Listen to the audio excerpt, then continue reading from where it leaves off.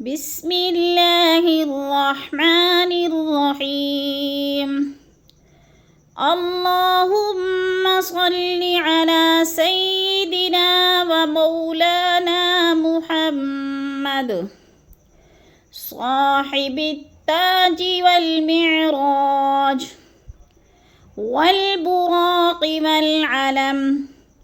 دافع البلاء والوباء والقحط والمرض والألم.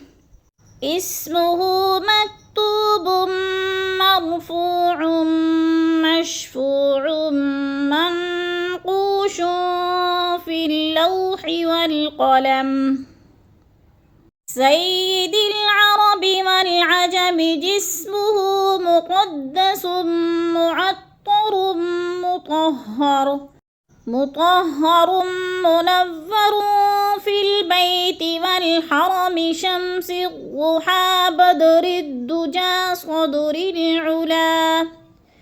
نور الهدى كهف الورى مصباح الظلم، جميع الشيم شفيع الأمم، صاحب الجود والكرم،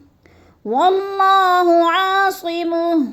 وجبريل خادمه، والبراق مركبه والمعراج سفره،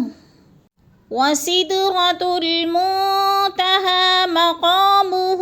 وقاب قوسين مطلوبه،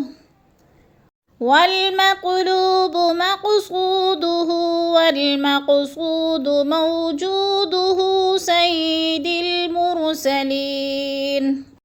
خاتم النبيين شفيع المذنبين أنيس الغريبين رحمة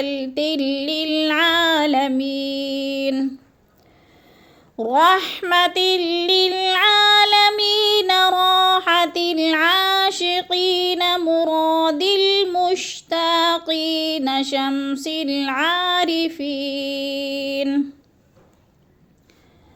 سراج السالكين، مصباح المقربين، محب الفقراء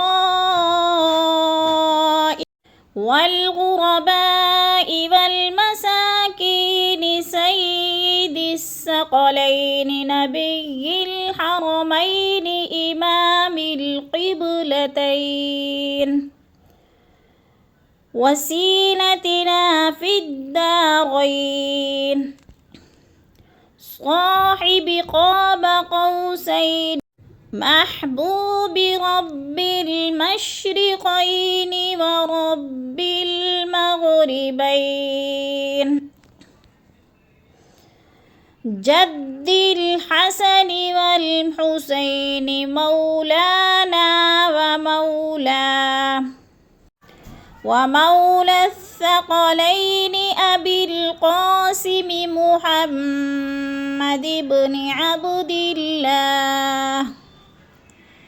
نور من نور الله، جاء أيها المشتاقون بنور جماله،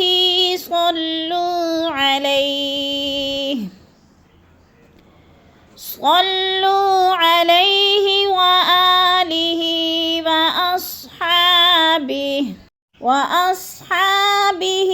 وسلموا تسليما.